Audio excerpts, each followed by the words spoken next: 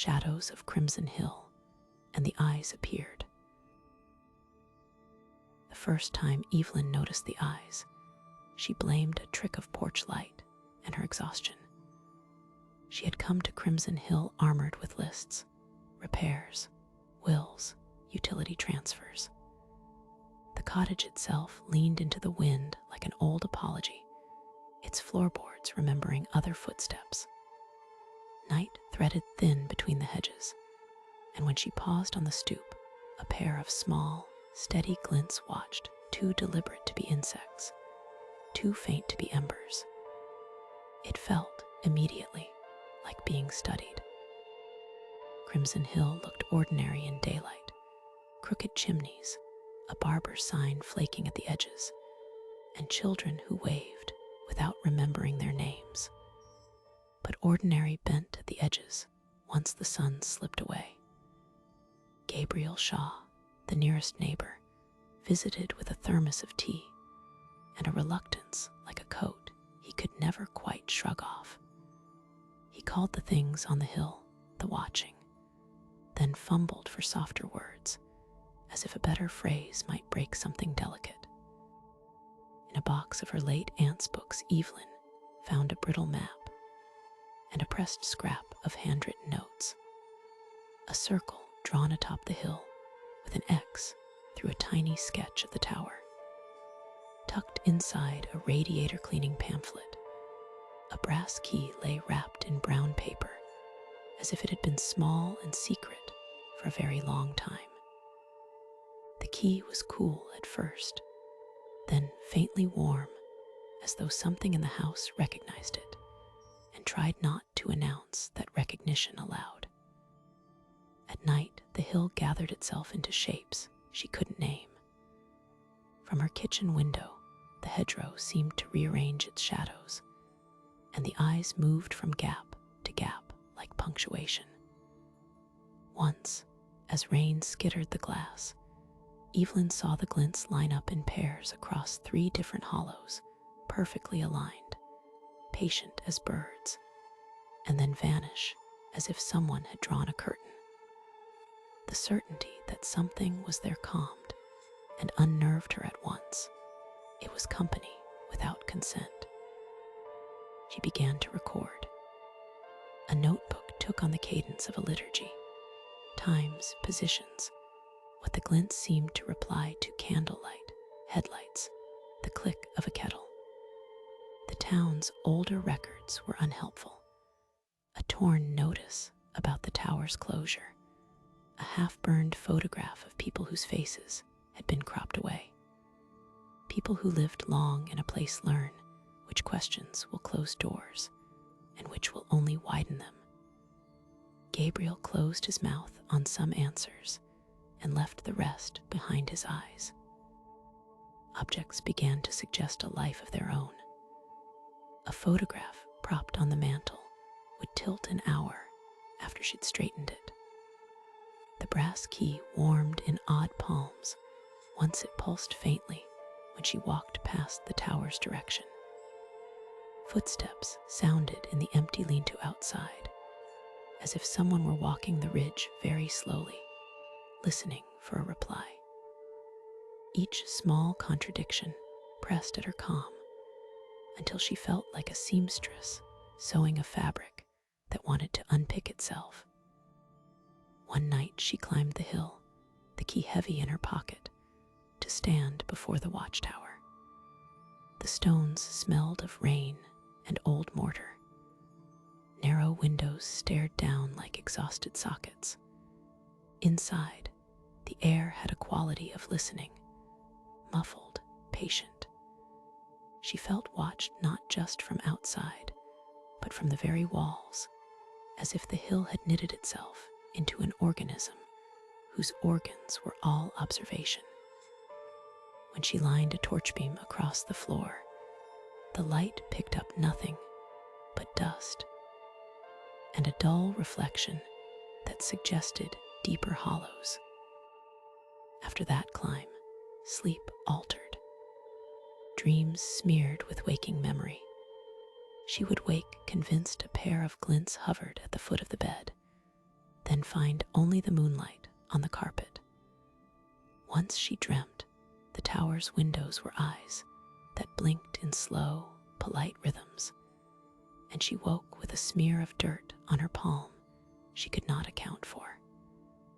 The house felt smaller and more attentive. Drawers seemed to keep their secrets purposefully now, as if someone were practicing restraint. She tried logic in the form of a camera left on a tripod, batteries new and notes taped to the lens. Record all through night. The footage, when she reviewed it, was an argument in frames.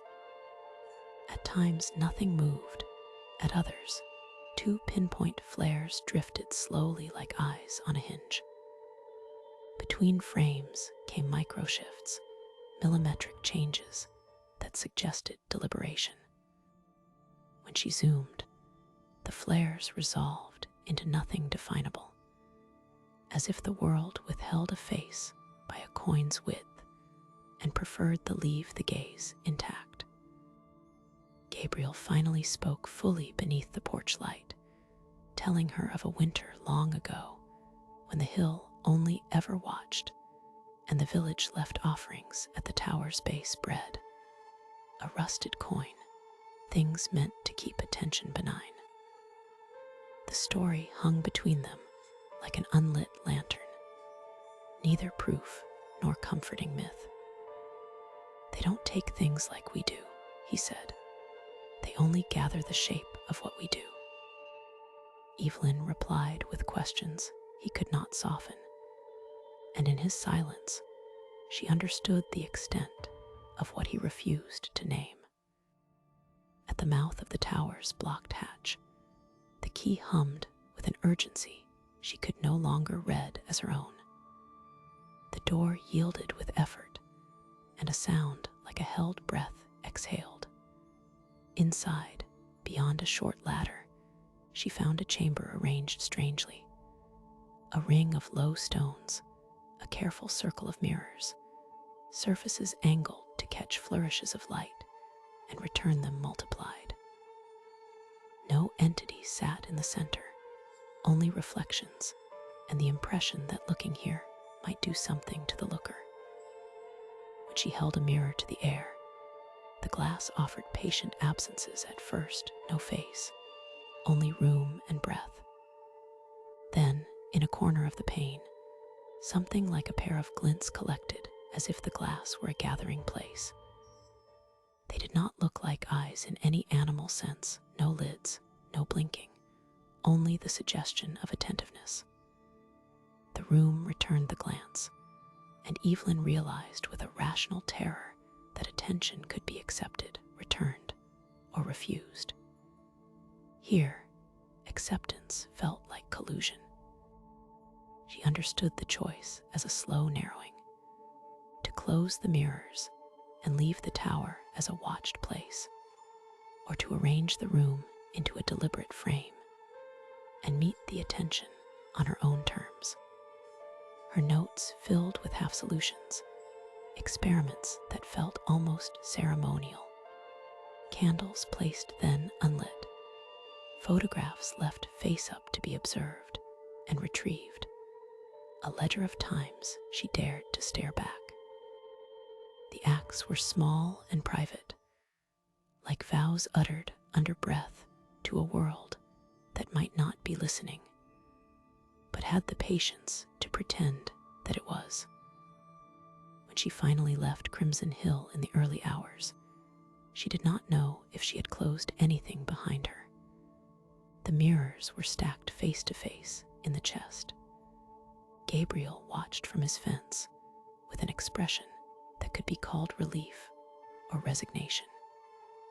As she drove away, the hedgerow glints tracked the tail lights until the road swallowed the sound of the tower behind her. The last thing she felt, a hollow like the ease after a held breath, was only, perhaps, the weight of a door finally latched. Months later, in a city far from stone and hedgerow, Evelyn would catch herself checking reflective surfaces, the window of a cafe, the black face of a phone, watchful chrome of a kettle. Sometimes, in the corner of a mirror, a faint possibility shimmered, and she would look away, because in that refusal there was safety. Sometimes she met it, and the meeting left a residue, an uncomfortable knowledge that attention had been traded, not stolen. The hill did not leave her with storms or curses, only a lesson about the cost of looking. On certain nights, when the city was quiet and the windows collected moon like silver coins, she would feel the old watchfulness as a soft pressure at the back of the mind. Not malicious, she wanted to believe, just persistent. The hill had taught a long, patient gaze. If there was a final comfort, it was this ambiguous courtesy, an absence of teeth, a presence that preferred to observe the shape of things rather than undo them, which she realized was perhaps worse. Something that watched and waited could fill itself with pattern until it became a world.